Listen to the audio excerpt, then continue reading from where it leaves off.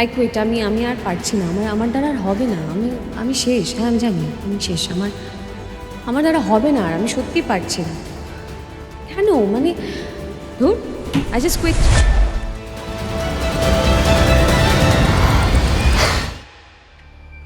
যদি তোমার এই মুহূর্তে এমনটাই মনে হয়ে থাকে তবে বিশ্বাস করো, এই ভিডিওটা তোমার কাছে ভুল করে আসেনি।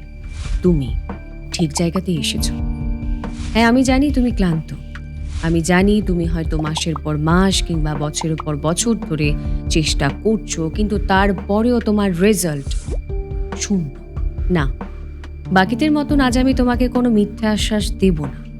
আমি তোমাকে বলবো না যে সব ঠিক হয়ে যাবে, তুমি শুধু হাসতে থাকো। একদম না। আমি বরং তোমাকে এইটুকু বলবো, গিভ আপ করার আগে তুমি আমাকে মাত্র কয়েকটা মিনিট সময় দাও। বিশ্বাস করো, এই কয়েক মিনিট সময়ে আমি তোমাকে পরিচয় করাবো এমন কিছু বাস্তব অভিজ্ঞতার সঙ্গে যা তোমাকে এই লড়াইয়ের ময়দানে টিকে থাকতে সাহায্য করবেই। তারপরে সিদ্ধান্তটা তোমার। তাহলে শুরু করা যাক আজকের ভিডিও। আজকের এই ভিডিওটি শুরু করব একটি রিয়েল স্টোরি দিয়ে, কিন্তু তার আগে দুটো কথা। আজকের এই কনভারসেশন হবে একদমই হার্ট টু হার্ট, আনফিল্টার্ড। জীবনে এমন একটা সময় কিন্তু আমাদের সবার আসে যখন কোনো মোটিভেশনাল কোটস বা ভারী ভারী ডায়লগস আর কাজ করে না। তখন প্রয়োজন হয় দৃষ্টিভঙ্গি বদলানোর, যেমনটা এই গল্প আমাদের শেখাচ্ছে। সালটা ছিল 1952।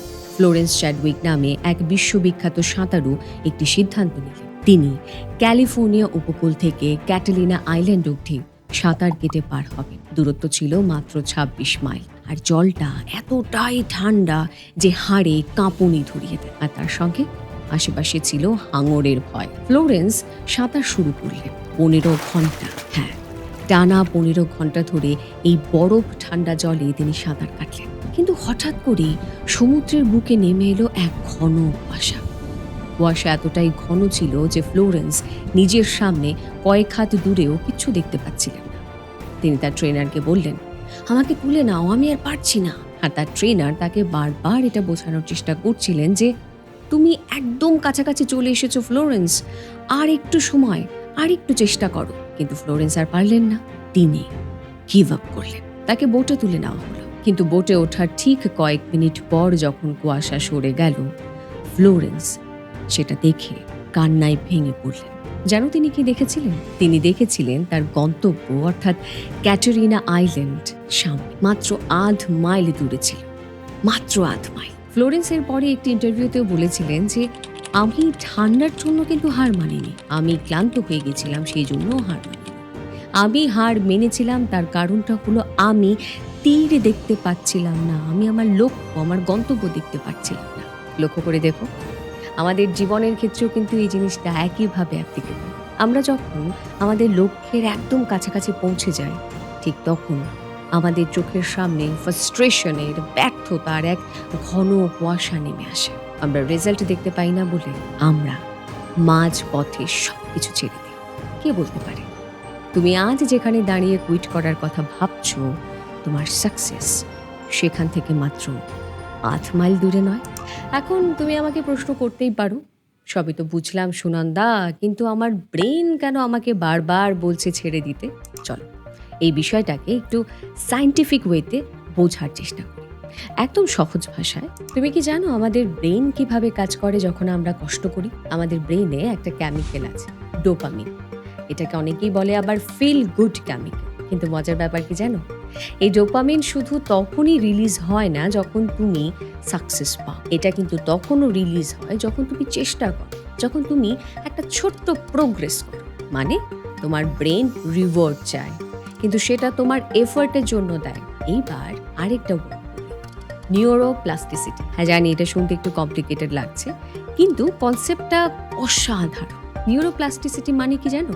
তোমার ব্রেন চেঞ্জ হতে পারে, নতুন কানেকশন তৈরি করতে পারে। মানে তুমি যদি আজকে কোনো কিছুতে ভালো না হও, বারবার চেষ্টা করলে তোমার ব্রেন ফিজিক্যালি পরিবর্তন হবে। তুমি আক্ষরিক অর্থেই স্মার্টার হতে পারবে, মোর ক্যাপেবল হতে পারবে। তাহলে যে মানুষটা আজ বলছে আমার দ্বারা কিচ্ছু হবে না, সে আসলে নিজের ব্রেনকে সুযোগই দিচ্ছে না চেঞ্জ হওয়ার। কি এটা শুনে একটু ভালো লাগছে তো? নিজের ভেতরে একটা আশা জাগছে তো? দেখতে পাচ্ছ তো একটা আশার আলো? তাহলে এসবের সমাধান কি? এই কুয়াশা বা ডোপামিন ড্রপ থেকে বাঁচার উপায় কি? আছে, অবশ্যই আছে। আমি আজ তোমাকে এমন ৩টি সিম্পল এবং পাওয়ারফুল পয়েন্ট বলবো যেগুলো আমি আজও, বিশ্বাস করো আজও আমার জীবনে অ্যাপ্লাই করছি, রোজ অ্যাপ্লাই করছি।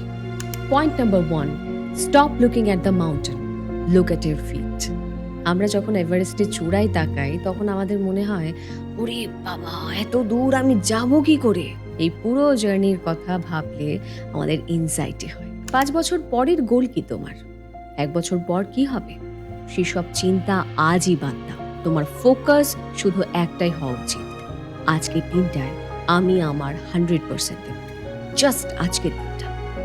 মাইক্রো গোলস সেট করো। পাহাড়ের চূড়ার দিকে না দেখে নিজের পায়ের দিকে তাকাও আর শুধু একটা করে পা ফেলো। Point number 2, develop a growth mindset. সাইকোলজিতে 2 ধরনের মাইন্ডসেট হয়, ফিক্সড আর গ্রোথ। তুমি যখন কোনো কিছুতে ফেল করো তখন ফিক্সড মাইন্ডসেট বলে আই এম এ লুজার, কিন্তু গ্রোথ মাইন্ডসেট বলে আমি ফেল করেছি তার মানে অন্ততপক্ষে আমি চেষ্টা করেছি। এই ব্যর্থতা আমার আইডেন্টিটি নয়, এটা জাস্ট একটা ডেটা। তুমি নিজেই বলো না, তুমি যখন একটা ভিডিও গেম খেলার সময় আউট হয়ে যাও তুমি কি সেই সময় সেই গেমটাকে ডিলিট করে দাও? না, তুমি বরং সেখান থেকেও শেখো কোন দিক দিয়ে গেলে তুমি আর আউট হবে না। আবারও তুমি কিন্তু খেলায় জয়েন করো। আমাদের জীবনটাও না একই রকম। Failure is not the opposite of success, it's a part of success. Point number 3, remember your why. নিজেকে প্রশ্ন করো, তুমি শুরুটা কেন করেছিলে? তোমার জীবনের ওই কঠিন কারণটা কি ছিল? হয়তো তুমি তোমার বাবা মাকে একটা ভালো জীবন দিতে চাও, হয়তো তুমি নিজেকে প্রমাণ করতে চাও যে হ্যাঁ আমিও পারি। যখনই গিভ আপ করতে তোমার ইচ্ছে করবে না, নিজের চোখের সামনে ওই ওয়াই বা কারণটাকে ছবির মতন ভিজুয়ালি দেখার চেষ্টা করো। মনে রেখো তোমার স্ট্রাগলের একটা মানে কিন্তু আছে, তুমি বিনা কারণে কষ্ট পাচ্ছ না। দেখো আমি জানি কথাগুলো বলাটা খুব সহজ, কিন্তু করাটা ততটাই কঠিন। বিশেষ করে যখন পকেটে টাকা থাকে না, যখন রেজাল্ট খারাপ হয়, অথবা যখন ভালোবাসার মানুষ ছেড়ে চলে যায়, কিংবা যখন এই গোটা সমাজ বারবার খোঁচা দেয়, তখন পজিটিভ থাকা যায়। আমি সেটা বুঝি। তোমার যদি কাঁদতে ইচ্ছে করে তুমি না প্রাণ ভরে কাঁদো। যদি তোমার মনে হয় তুমি একটা ছোট্ট ব্রেক নেবে, তুমি নাও। সোশ্যাল মিডিয়া থেকে তুমি দূরে থাকতে চাইলে তুমি থাকো, একটু রেস্ট নাও, কিন্তু দয়া করে প্লিজ কুইট করো না। কারণ আজ পর্যন্ত তোমার জীবনে যতগুলো খারাপ দিন এসেছিল তুমি কিন্তু তার 100% সার্ভাইভ করেছো। আজ তুমি এটাও করবে, আমার বিশ্বাস। শুধু পয়সা দেখে ভয় পেও না বন্ধু, তোমার তীর আর মাত্র আধমাই। তুমি যদি আজ খেলা ছেড়ে বেরিয়ে যাও তাহলে তুমি কোনোদিন জানতেই পারবে না যে আগামীকাল তোমার জন্য কি অপেক্ষা করছিল। আজকের এই ভিডিওটা এই পর্যন্তই। যদি এই কথাগুলো তোমার মনের কোনো এক অংশকে ছুঁয়ে থাকে, যদি তোমার সত্যিই মনে হয় যে তুমি আজ থেকে নতুন করে লড়াই শুরু করবে, তাহলে এক্ষুনি কমেন্ট করো নেভার গিভ আপ। আর হ্যাঁ, এই ভিডিওটি শেয়ার করো সেই মানুষটির সঙ্গে যে এখন এই মুহূর্তে জীবনের একটা কঠিন সময়ের মধ্য দিয়ে যাচ্ছে। আর হ্যাঁ, তারই সঙ্গে চ্যানেলটিকে সাবস্ক্রাইব করতে ভুলো না, বেল আইকনটি প্রেস করতে ভুলো না। নিজের যত্ন নিও, ভালো থেকো। তাহলে দেখা হচ্ছে তো পরের ভিডিওতে।